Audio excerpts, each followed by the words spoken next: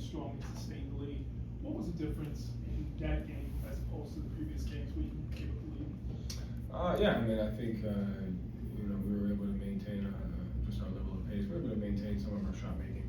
We made some big time shots down the stretch, but I think the plays that go into winning, ending the quarter. We lost the first quarter last game 7-1, and I think we won the other 3 quarters after that, right? And so the things that lead to those momentum opportunities when you have a lead, offensive rebound threes, which we gave up 3 of them each in game 1 and 2, leak outs at the end of the quarter. We gave those up to Bridges and Ananobi in games 1 and game 2. Unnecessary fouls, all those little things that give you points quickly and keep the clock stopped and add momentum to the other team. We eliminated those in game 5, and that's the key to the series. You have to be able to do that. So we got to take away those plays at the end of the quarters, and we got to win those. So what is it about getting out of transition that allows you guys to generate cleaner 3-point looks? I mean, most times if you're in transition, it's an advantageous situation. There's a 5-on-4 or a 4-on-3, and you just have to make that right read. So, to me, we got to get out into the transition, get out to our spacing, and just make the right play. But most times within the transitions, there's usually a 2-on-1 somewhere. You just got to find it quickly. Mitchell Robinson hit 6 free throws in the last game. When you see a player start to do things that go against your stats, does it alter the way you look at it, or do you still stick to your game? I mean, I think you got to take a bunch of things into effect: home versus away, first quarter, second quarter, time and score, what the score is when you want to do that. So it depends.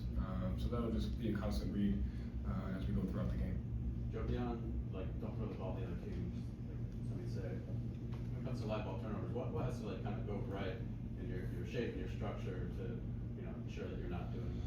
Yeah, I mean, spacing's a key. The better space, the easier the 2-on-1 reads you're able to see, and then just moving the ball. So you just can't have those.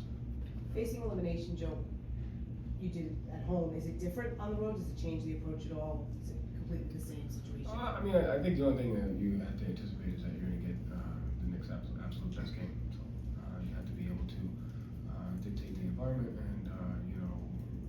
minimize those plays that we're talking about, and then maximize the plays that we need to make through our execution and our toughness. So, but they're obviously going to play better than they did last game, and we need to find ways to do that as well. So there was a Last way. question. There's a way that you won the last game, playing faster, all that stuff that we talked about. Is there a temptation that you have to fight to hey, let's just do that again? You always talk about how each game is different, but that worked. So you just try to do that again, or how do you approach it then? I mean, you have to go with that. Wasn't a lot of things worked, not just one thing. And so we won the last 3 quarters. We didn't give up leak outs, offensive rebound threes, unnecessary fouls, and ones. We didn't give up. They had 11 corner threes, but 4 or 5 of them were in the second half. Most of them were in the first half. So it wasn't just that one thing. It was a combination of things that you have to do. And so you just focus on the things that you can absolutely control, take those things away, and then when something different presents itself, as it usually does in every game, you have to be able to execute that, whether it's on offense or defense. So you just have to stay focused on the things that you can control, and then be ready for what you have to adjust to as the game goes on. Thank you, Joe.